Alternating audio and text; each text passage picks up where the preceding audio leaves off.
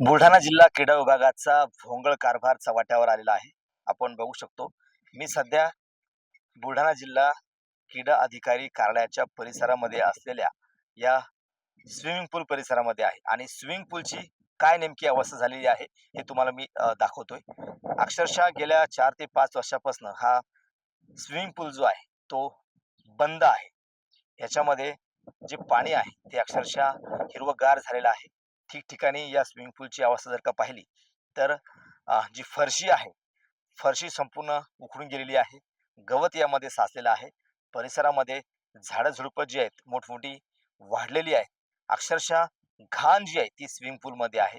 गेल्या 4 ते 5 वर्षापासून हा स्विमिंग पूल या ठिकाणी बंद आहेत आणि क्रीडा विभागाच्या ज्या काही स्पर्धा होतात, त्या स्पर्धा सुद्धा या ठिकाणी घेतल्या जात नाहीयेत. परिणामी क्रीडा विभागाला बाहेर खाजगी स्विमिंग पूलमध्ये शालेय स्पर्धा घ्याव्या लागतात आणि त्यासाठी मोठा खर्च जो आहे तो क्रीडा विभागाला करावा लागतो.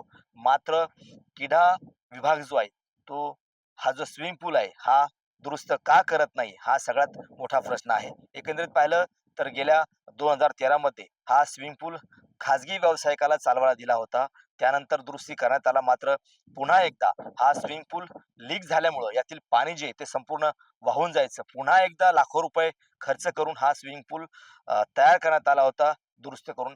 मात्र त्यानंतर पुन्हा एकदा 2014 मध्ये हा स्विमिंग पूल बंद पडला. त्यानंतर पुन्हा एकदा दुरुस्ती झाली आणि 2013 पासनं या स्विमिंग पूलला ग्रहण लागलेलं आहे.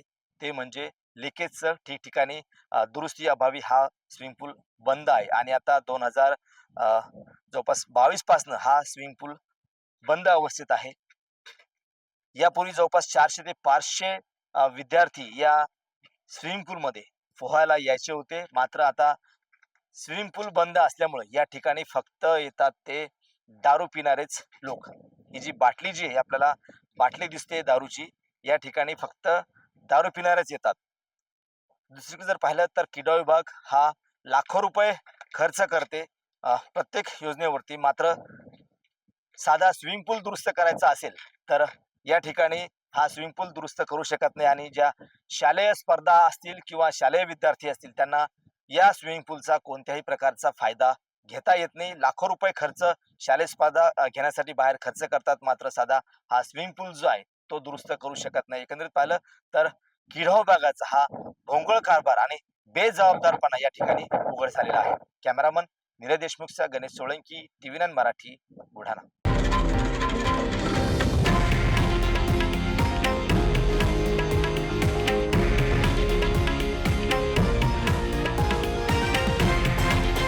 हे आहे देशातील नंबर 1 न्यूज नेटवर्क आणि आपण पाहत आहात TV9 मराठी, एकमेव.